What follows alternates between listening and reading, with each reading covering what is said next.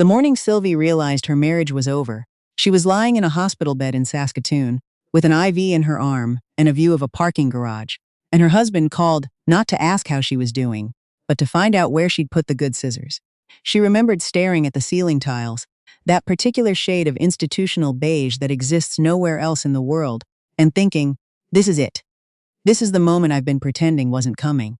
She didn't say anything dramatic. She told him the scissors were in the drawer by the stove, the second one down. Then she hung up, and then she cried. Not because she was sad, exactly. More because she finally understood that she'd been sad for a very long time, and she'd just been too busy to notice.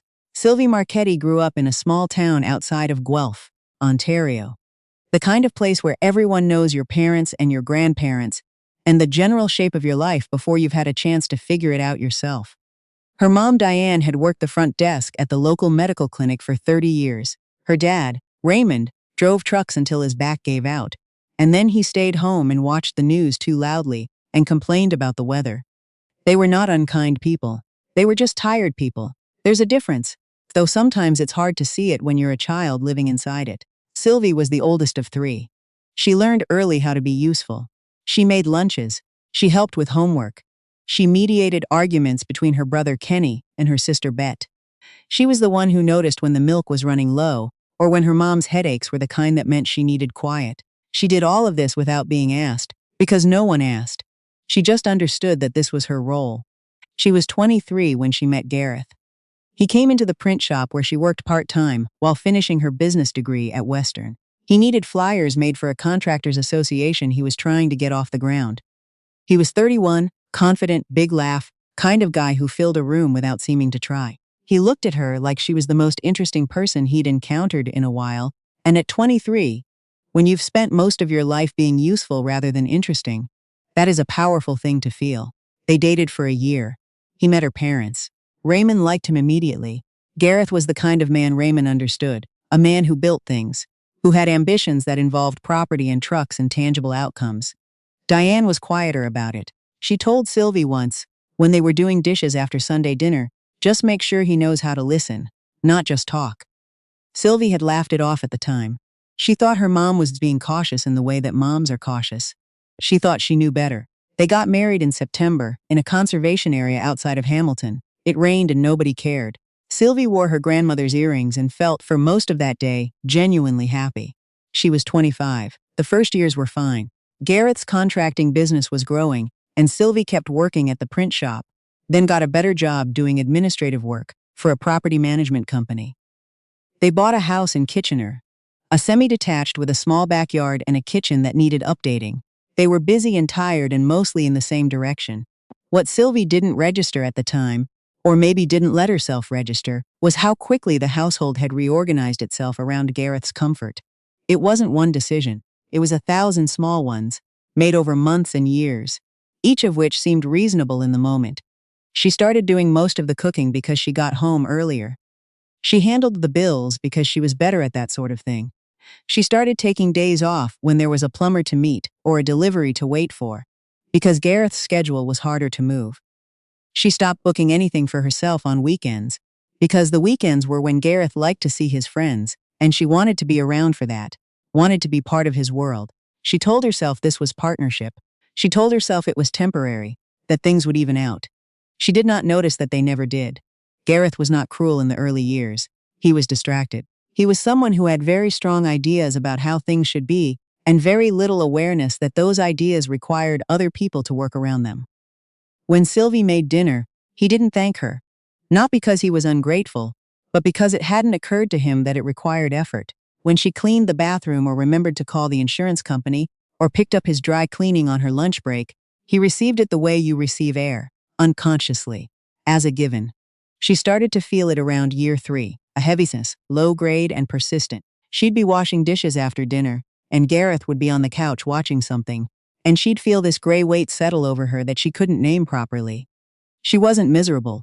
She wasn't in crisis. She was just slowly becoming less visible, even to herself. She didn't talk about it. She didn't know how to talk about it in a way that didn't sound ungrateful, or petty, or like she was blaming him for something she couldn't fully articulate. She poured the feeling into productivity instead. She cleaned more. She organized. She filled every corner of her house with evidence of her effort and hoped someone would notice. No one did. The thing about Gareth was that he wasn't a bad person in any obvious way. He didn't hit her. He didn't scream at her. He wasn't cruel, not technically. He was dismissive. He was condescending in that low-key way that men sometimes are. Not mean, just perpetually slightly more correct than you, perpetually more reasonable, perpetually a little impatient with feelings that inconvenienced him.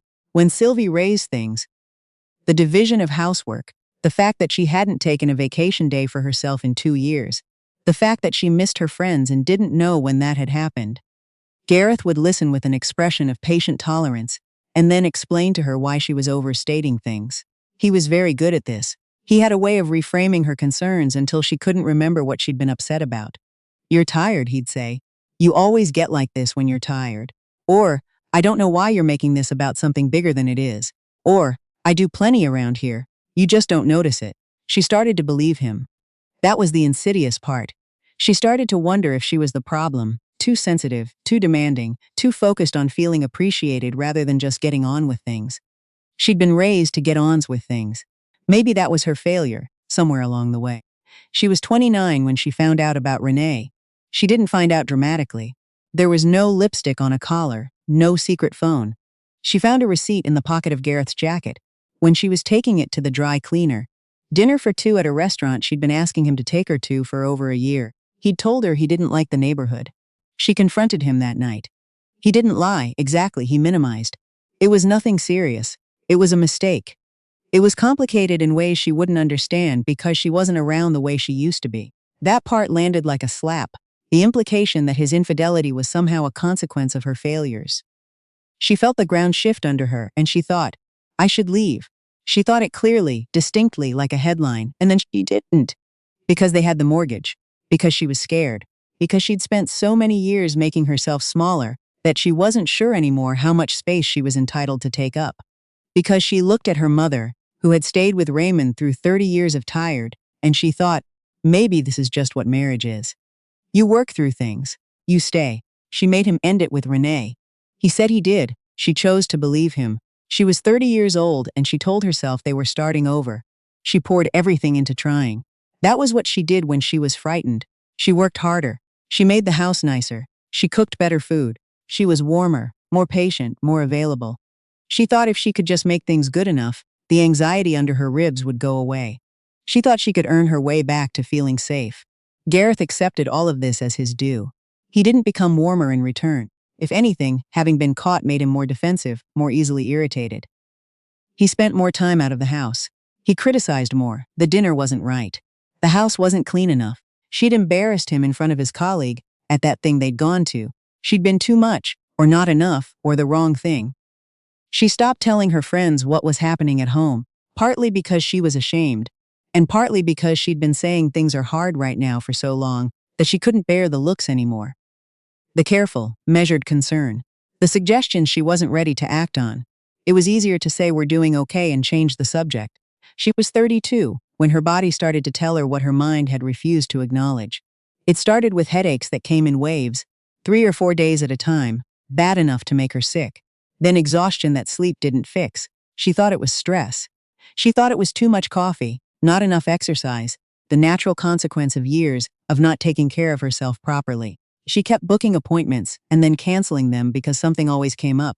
Gareth needed the car, or she had to work late, or she just couldn't face adding one more thing to her list. Then one evening in February, she was making dinner and her left arm went strange. Not painful, just wrong. Like it belonged to someone else for about 30 seconds, and then it came back. She sat down on the kitchen floor and stayed there for a while. She went to the walk-in clinic the next morning. The doctor sent her for tests. 3 weeks later, she was sitting in a neurologist's office at St. Paul's Hospital in Saskatoon. She'd taken a job there the year before. They'd moved for Gareth's new business venture. And a kind man with reading glasses on a chain around his neck explained to her that she had a condition that wasn't immediately life-threatening but was serious, that it had likely been developing for some time unnoticed, and that she was going to need to be admitted for monitoring and further evaluation. She called Gareth from the parking lot. He was quiet on the phone for a moment, and then he asked if she'd arranged for someone to let the dog out. She had not arranged for someone to let the dog out. She said she'd figure it out. She drove herself to the hospital and checked herself in alone. The first night in the hospital was the loneliest Sylvie had ever been, and she'd had some practice with loneliness by then. She lay in a bed by the window and watched the lights in the parking garage switch off one by one as the evening got late. A woman in the next bed had family, a daughter who'd come straight from work, still in her coat, pulling her chair close and holding her mother's hand and talking in a low voice about nothing in particular, just filling the air with presence. Sylvie watched them from her side of the curtain and felt something she wasn't proud of. Not quite envy. Something rawer than that. Gareth came the next evening briefly. He'd brought her a magazine she'd never read and a bag of chips from the vending machine downstairs. He stayed 40 minutes. He spent most of it on his phone, checking something for work. When he left, he squeezed her foot through the blanket and said, "Hang in there," and she watched him walk down the hall and thought, he looks relieved to go. Her mom called from Guelph. Diane had not been well herself. Her knees were bad, she'd stopped driving the year before, and the trip to Saskatoon wasn't something she could manage alone. She was upset, Sylvie could hear it, the tight, controlled quality in her voice that meant she was holding something back. "Do you need me to come?" she asked. "I'll find a way." Sylvie told her not to. She said she was fine. It was the same thing she always said. She was in hospital for 5 days. On the third day, Gareth called while she was eating lunch. He didn't ask how she was. He said the house was a disaster and he couldn't find the password for the internet router, and there was nothing in the fridge. He said she needed to come home. Not when the doctors said she could. He said it like it was a scheduling inconvenience she'd created, like she'd signed herself up for this without consulting him. She held the phone against her ear and looked out at the parking garage and felt something leave her. Not hope, exactly. She'd been running low on that for a while. Something more essential. Some last remaining conviction that this was fixable, that she was a person he was worried about, rather than an absence he found inconvenient. She said, "Gareth, I'm in the hospital." He said, "I know that. I'm not asking you to run a marathon. I'm asking when you're coming home." She put the phone down on the meal tray, very carefully, and stared at it for a long time. And that was when she decided. She didn't do anything immediately. That's the part that might be hard to understand from the outside, the gap between the decision and the action. But the decision was real. It had the quality of something that had been true for a long time suddenly becoming visible, like frost on a window that's always been there but you only see it in the right light. She was discharged on the 5th day. She called a cab. She did not call Gareth to ask for a ride. When she got home, the kitchen was in fact a mess. She stood in the doorway and looked at it, the dishes stacked in the sink, the counter cluttered, the takeout containers on the table, and she did not feel angry. She felt a strange, clear calm. She made herself a cup of tea. She sat down at the kitchen table and she wrote a list. Not a list of chores, a list of what she needed. She wrote it in the back of a small notebook she'd been carrying in her bag for 2 years without writing anything in. She spent the next 3 weeks being very quiet and very deliberate. She called her doctor and followed through on every follow-up appointment without canceling.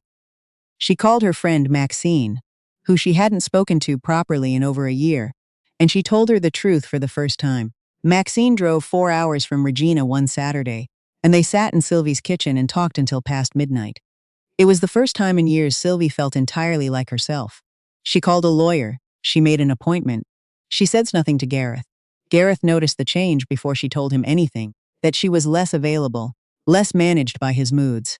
She stopped softening herself around his edges. She stopped making sure every room was comfortable before he walked into it. She cooked for herself and left enough for him, rather than cooking for him and hoping there was something left for her. It was a small shift, but it was seismic in its way. He didn't ask what was wrong. That was the thing she'd always known about Gareth, underneath all the years of trying not to know it. He did not ask about things that made him uncomfortable. He waited for them to go away. She told him in April, on a Tuesday evening when he came home from work. She was sitting at the kitchen table with her hands flat on the surface, like she needed to feel the ground. She told him she'd spoken to a lawyer and she was filing for separation. She told him quietly, without theatrics, without the list of grievances she'd rehearsed and then put away. She said, "I've made my decision. I wanted to tell you directly rather than have you find out another way." Gareth stood in the kitchen doorway for a long moment. Then he said, "Is this because of the hospital thing?" She almost laughed. She didn't. "It's because of a lot of things," she said. "But I'm not here to negotiate. I'm here to tell you." She'd arranged to stay with Maxine's for a few weeks while the legalities got sorted. She had a bag packed. She left that night. The first month was the hardest, in a way she hadn't quite anticipated. Not because she missed Gareth. She missed the idea of him, the version of him she'd thought she was marrying. But because leaving meant admitting that the last several years had been what she'd feared they were. There's a grief in that. Even when leaving is right, there's a grief. She cried a lot in Maxine's spare room. She called her mom more than she had in years. Diane, to her credit, did not say "I told you so." She just listened and occasionally said "I know, baby," which was more than enough. Sylvie had to manage her health carefully now. The condition required regular monitoring, and she'd finally accepted that this wasn't something she could deal with on the margins of her attention. She took her medication. She went to her appointments. She slept enough. These were radical acts for someone who'd spent a decade treating herself as an afterthought. She found an apartment in Saskatoon's Broadway neighborhood, a one-bedroom on the second floor with good light and old hardwood floors, and a radiator that clanged all winter, which she found oddly comforting. She set it up slowly, making it hers in a way she hadn't made a space hers since before she met Gareth. She bought plants. She hung pictures. She started cooking the things she actually liked to eat, rather than the things that were easy or acceptable. It was strange how much pleasure there was in small things. Once she stopped spending all her energy managing someone else's comfort. Her brother Kenny drove out in October, partly to see her, and partly because he'd never been further west than Winnipeg and thought it was time. He slept on her couch for a week. They talked more honestly than they had since childhood. One evening, sitting on her little balcony with the temperature dropping and both of them in jackets, he said, "You seem different. You seem like you again." She thought about that for a while. "I think I forgot to stay myself," she said. "I don't know exactly when it happened. I just kept making small adjustments, and then one day I didn't recognize the view anymore." Kenny nodded. He didn't try to make it into a lesson or a punchline. He just said yeah, and they sat there together in the cold, watching the street below, and it was enough. The divorce was finalized the following spring. It was not dramatic. Gareth had found someone, a woman named Tara who worked in his office, which surprised no one, and whatever guilt he'd been carrying dissolved into the efficiency of his next beginning. He did not apologize. She stopped waiting for him too. The legal process was slow and occasionally ugly in the way these things are, but Sylvie had good counsel, and she came out of it with what she was entitled to. She put the money toward a small investment property, something her dad would have understood. She was building something that was hers. Her health stabilized. The neurologist told her that catching the condition when they did had made a significant difference, that managing it properly meant she had every reason to expect years of good function ahead. She held on to that. She put it in the place where the dread used to live. She started volunteering on Saturday mornings at a literacy program through the public library. Adults learning to read, mostly newcomers to Canada, sometimes older people who'd gotten through their whole lives working around the gap. She'd signed up on a whim, honestly, because she'd been looking for something to do with her hands and her hours. But she found herself looking forward to Saturday mornings the way she hadn't looked forward to much in a long time. She was good at it. She was patient. She knew how to pay attention to what someone needed without being asked. One of her students, a man named Adeyemi, who'd immigrated from Nigeria and was working toward his Canadian citizenship, told her one afternoon that she was the best teacher he'd had in his life. She thanked him and said she wasn't really a teacher. He looked at her with the particular expression of someone who sees things clearly and said, "What do you call a person who teaches, if not a teacher?" She laughed. She didn't have an answer to that. Maxine got married the summer after, and Sylvie stood at the front of a small ceremony on a farm outside of Moose Jaw in the golden evening light. And she watched her oldest friend become someone's wife, and she felt something she thought might be peace. Not the absence of things, but the presence of something real and sustainable. A life that was actually hers. Her mom came out for Christmas that year, the first time Diane had made the trip on her own, and they drove out to Waskishu and walked along the lake in the cold with the snow on the pines, and Diane's breath making clouds in the air, and Sylvie held her Mazar's arm on the icy path. Her mom didn't talk much. She wasn't someone who talked when walking. She just looked around at the trees and the frozen lake and the particular quality of prairie winter light and said, after a long while, "It's beautiful out here. I didn't know." "You can come back," Sylvie said. "I know," Diane said. "I think I will." The hospital bed was 2 years ago now. She doesn't think about the parking garage much anymore, or the way the fourth day felt, or the sound of Gareth asking about the internet password. But sometimes when she's on her way to the library on a Saturday morning, coffee in hand, breath coming out in a small cloud, she thinks about the woman she was then, lying in that room, making herself smaller, even in a place where she was supposed to be allowed to be sick, and she feels a tenderness toward her, not pity, something more useful than that. She was so tired, and she stayed tired for such a long time before she understood that she didn't have to. The scissors, if anyone is wondering, were in the second drawer from the top, right where she said they were.